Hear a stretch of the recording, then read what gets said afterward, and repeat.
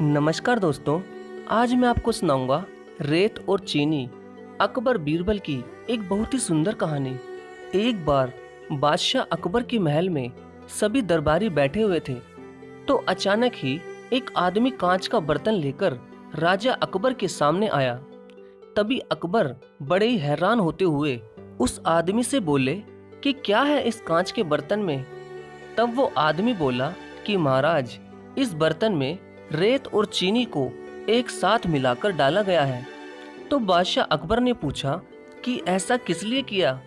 तभी उस आदमी ने कहा कि महाराज, मैं माफ़ी चाहता हूँ, लेकिन हमने बीरबल जी के बड़े बड़े कारनामे सुने हैं और अब हम बीरबल की काबिलियत को परखना चाहते हैं। हम चाहते हैं कि बीरबल हमें इस कांच के बर्तन में रखे रेत से चीनी का एक एक दाना बिल्कुल अलग कर दें, लेकिन बिना पानी का प्रयोग करके।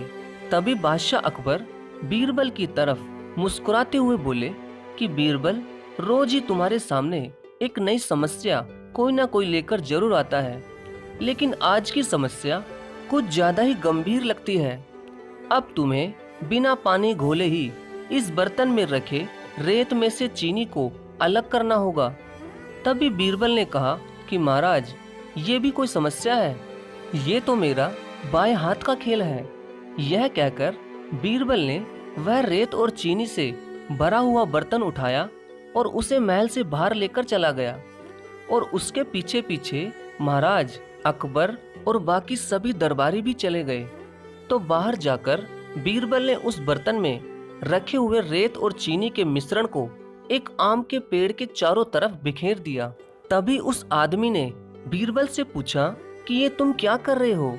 तब बीरबल ने उस आदमी से कहा कि यह तुम्हें कल पता चलेगा और तुम्हें तुम्हारे प्रश्न का उत्तर भी मिल जाएगा। ये कहकर बीरबल और सभी लोग वहां से चले गए। और फिर जब अगले दिन पूरा दरबार और वो आदमी उस आम के पेड़ के पास पहुंचे, तो वो सभी लोग बहुत ज्यादा हैरान थे, क्योंकि उस आम के पेड़ के नीचे केवल रेत ही पड़ी थी।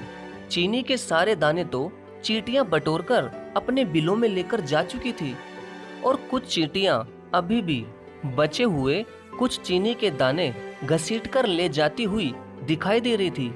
तो उस आदमी ने बीरबल से पूछा, लेकिन सारी चीनी कहाँ चली गई? तो बीरबल ने उस आदमी से कहा कि तुम्हारी शर्त के मुताबिक मैंने रेत से चीनी को बिल्कुल अलग कर दिया है। रेत तुम्हारे सामने पड़ी है, और अगर तुम्हें चीनी भी चाहिए तो फिर तुमको अभी इन चींटियों के बिल में घुसना होगा। ये सुनकर महाराज अकबर और वहाँ खड़े सभी दरबारी खूब हंसने लगे और बीरबल की चतुराई की खूब दाद देने लगे।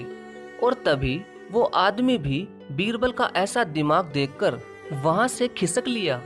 वाकई में दोस्तों, बीरबल का कोई भी जवाब नहीं। दुनिया का ऐसा कोई भी सवाल नहीं जिसका उसने उस समय जवाब ना दिया हो। धन्यवाद।